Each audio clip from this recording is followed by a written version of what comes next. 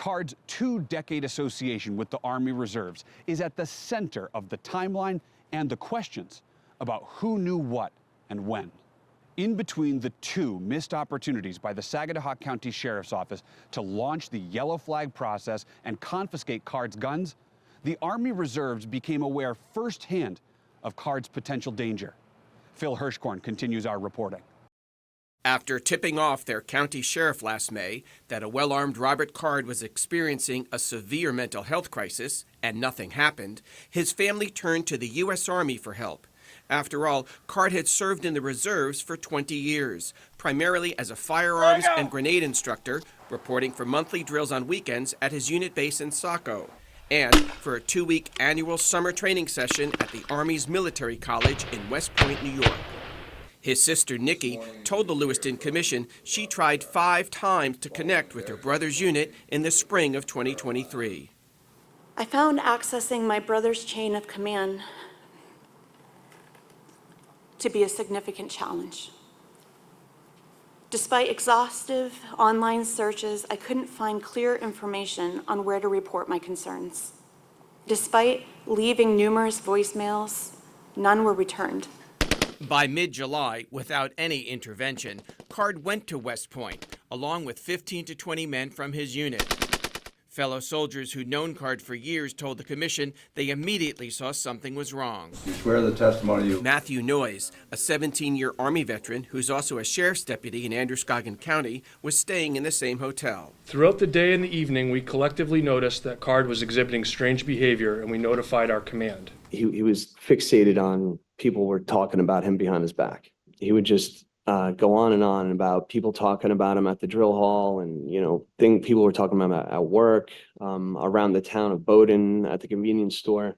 Staff Sergeant Darrell Reed, an accountant in civilian life who spent 20 years serving in the Army and Reserves, had considered Card a normal, quiet guy, and he never overheard the kind of derogatory comments Card was complaining about. The people were calling him a pedophile? Yes, sir, a pedophile, a homosexual, and that he had a small package. Meaning his genitalia? Yes, sir. So he had taken a photograph of his genitalia and showed it to people to try to discount that? Yes, sir. Card even accused Reed of spreading those rumors and tried to pick a fight with him when they went out to get pizza and beer. And he came at me like he wanted to fight. Card's fists are balled up and he's fired up. No fight occurred, and returning to training camp, Card stormed off to his room. Master Sergeant Ed Urich, a police officer in Brunswick with 36 years of service in the Army and Reserves, went to check on him. I did. I found him standing outside his room. He was crying. And I said, "Sergeant Card, what's going on?" He said, "Everyone keeps talking about me." And I said, what does that mean? He said, "I just want him to stop talking about me."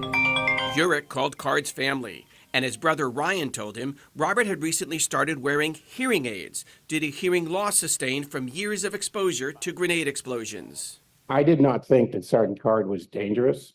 I thought his hearing implants were really messing with him and his decision making. Like the past 6 months, he just got these brand new hearing aids, and it's messing with his head. That first night at West Point, after the altercation with Reed, Card locked himself in his room and refused to answer the door.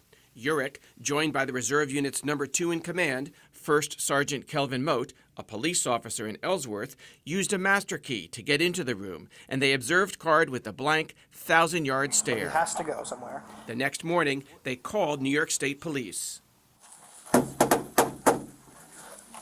Robert. 3 troopers arrived at his room, their conversation captured on body-worn cameras. Can you open the door for me, please? Thank you, my man. You want to throw a shirt on? I'll come and talk to you. A shirtless and clean-shaven Robert Card answered the door, let the troopers in, and put on an Army t-shirt. What's up? What's going on that your staff is concerned about you calling us? Because I flipped out on someone messing around with me, and they're cowards and ran away. Card told the troopers he'd been hearing reservist friends ridiculing him. What kind of stuff were they? I'm gay, I'm a pedophile, I like little boys, I like little girls. The troopers told Card the Army had command-directed him to undergo a psychiatric exam. Card accepted the order. I hope you understand that they're concerned enough about your welfare that they called us. Oh, because they're scared, because I'm going to friggin' do something, because I am capable. Like, what do you mean by that? Huh? What do you mean by that? Nothing. No. Okay. That was enough for me. At that moment, I decided he was going to the hospital, one way or the other. The Keller Army Community Hospital at West Point. First Sergeant Moat was one of 3 Maine law enforcement officers who accompanied Card on the drive to nearby Keller Army Community Hospital. I told him that he was there because we were concerned about him. He needed help. And I came right out and said, you have to have some rational part of your mind that knows that these voices are not real. What did he say? He never said a word. He stared right straight through me. He never even blinked. Major Matthew Dickinson, a psychiatric nurse practitioner at Keller Hospital, told the Lewiston Commission he interviewed Card one-on-one for 45 minutes to an hour. Mr. Card was exhibiting psychosis and paranoia. And I actually had safety concerns because he was actually assigned with his unit running a range where he had access to weapons and munitions. Dickinson felt Card's paranoia about people calling him names was escalating. You know, if people didn't stop this, you know, that something was going to happen. But he didn't say he was thinking of shooting anybody. No, nothing like that was said to me. But Dickinson updated Card's military profile to restrict his access to military weapons for 90 days. Welcome to Four Winds Hospital. Dickinson told the commission he felt Card needed more intensive care, so he had an ambulance take Card to the private Army-contracted Four Winds Hospital, an hour away in Westchester, New York. Card was not committed. He agreed to go. He stayed for 19 days. According to the Army's own investigation, Four Winds Hospital diagnosed Card with psychosis and homicidal ideation. Card acknowledged having a hit list and said a reservist who wouldn't stop talking about him would be added to my list.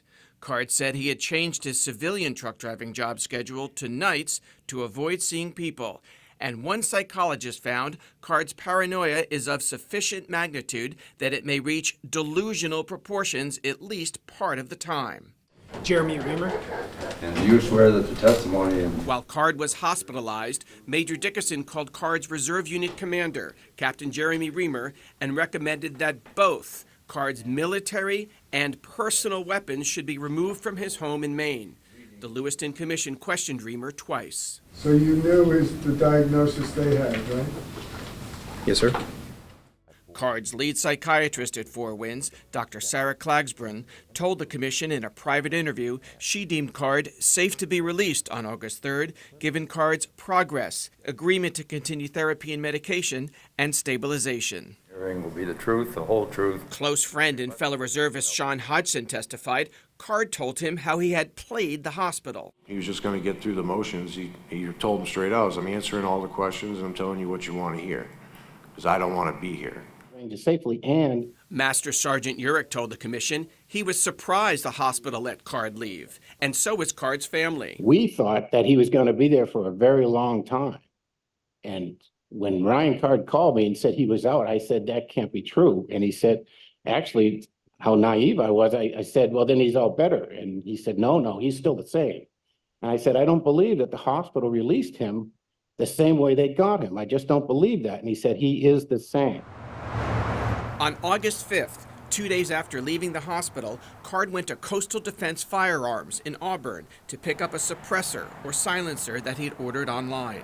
But on the background check form, Card mistakenly self-reported he had been committed to a mental institution.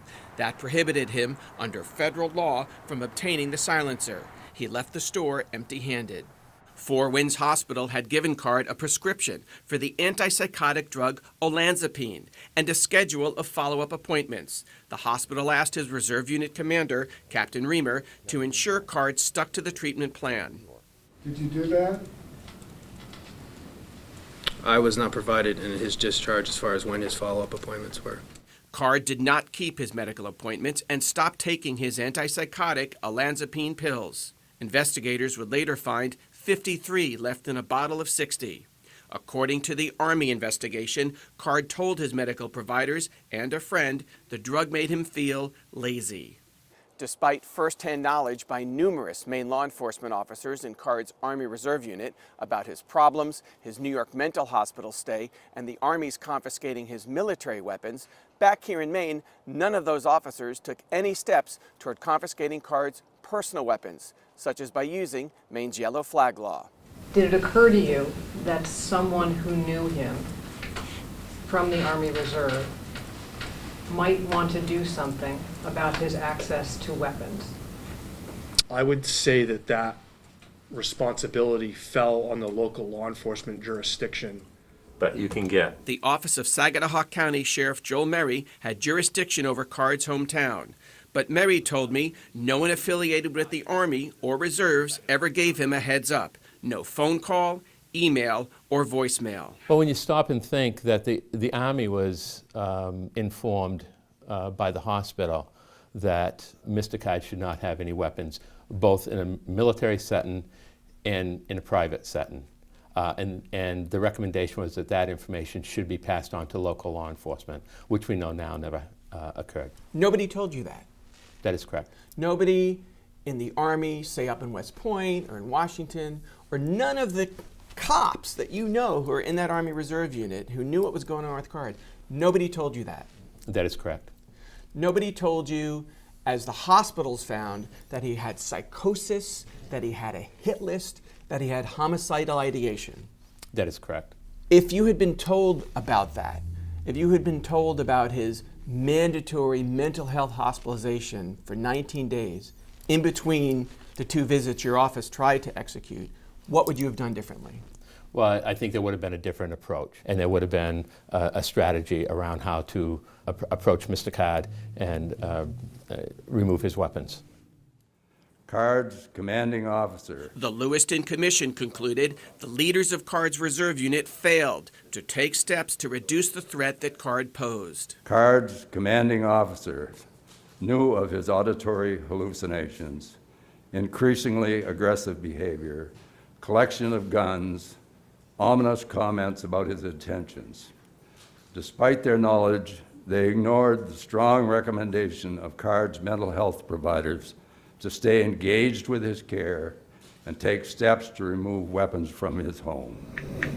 In mid-September 2023, when Card's close friend, Sean Hodgson, texted the unit's top 2 leaders, Captain Reamer and Sergeant Moat, that he believed Card could snap and commit a mass shooting, they asked the Saginaw County Sheriff's Department to attempt a fresh welfare check on Card. So when you had a conversation with Moat after you sent this text to him, did you take back anything that you had written in the text?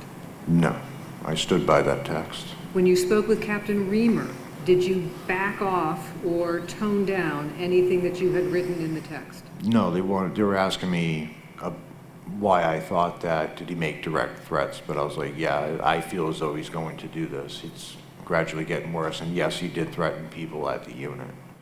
First Sergeant Moat told the commission he had no luck himself reaching out to Card. I called, but he never answered my calls. Did you contact the sheriff's office to inquire as to what their plans were? No, ma'am, I did not. Why not? So, in the law enforcement community, if I make a complaint to you, do a request, if I tell you how to do your job, you're going to hang up on me. Because I trusted that the law enforcement, based on the information they get, that they would take it and run with whatever policy and however they wanted to handle it. Well, I was asking them to go out and put eyes on him and check his well-being. And to see if he was a threat to himself or others. Well, for them to make that determination, yes. Aaron Schofield, the Saginaw County Sheriff's deputy tapped to do the welfare check, told me when he talked to Moat that day, he undermined Hodgson. The text that was sent to him was not all that credible. That he exaggerates, he's over the top. No one from the Army, none of these people that are cops had communicated to me. How hard is it to say is, no, Aaron, this is the real deal. We're worried. That changes things. Maine Governor Janet Mills believes the Army Reserve Unit leaders dropped the ball. They should have, but did not share all the important information that they had about the perpetrator with the Saginaw County Sheriff's Office. At multiple critical junctures, members of the U.S. Army Reserve ignored, downplayed, and failed to share information with other law enforcement or take action that could have changed the course of events. Sportsmen's Alliance of Maine Executive Director David Trahan, who helped craft Maine's yellow flag law with due process protections for gun owners, believes it should have been invoked against Card. There was a culture that was around Robert Card at the time. A lot of police officers, a lot of fellow military. I believe many of them were friends of Robert Card, and likely were giving him some sort of cultural deference they wouldn't have to, say, a person off the street. The Army Reserve declined our request for an interview, but in a press conference upon the release of the report on its own investigation, the Lieutenant General in charge, Jody Daniels, explained how commanders' power over reservists is limited. That a U.S. Army Reserve soldier is only in a duty status for about 38 days per year, and outside of that duty status, unit commanders have no legal authority to compel soldiers to undergo medical treatment, to execute follow-on care, or surrender personally owned weapons, regardless of the circumstances. That position irked Maine U.S. Senator Susan Collins, who had requested the Army investigation. I found that to be a completely unacceptable excuse and a very disappointing one to say, gee, it's not really our fault because we don't have day-to-day control of this individual. You can extend the active duty time of a reservist. And when Robert Card came out of the mental hospital, there's no reason why they couldn't have extended his active duty time. Lieutenant General Daniels said the Army did make contact with Card's family, but there was a miscommunication as to who was removing his weapons. Daniels' overall assessment was harsh, and 3 reserve leaders were sanctioned. While unit leadership took several consistent and sustained actions to address Sergeant Card's deteriorating mental health, his mental state, there were also a series of failures by unit leadership. I have held members of the chain of command accountable by taking appropriate administrative actions against the officers found derelict in their duties.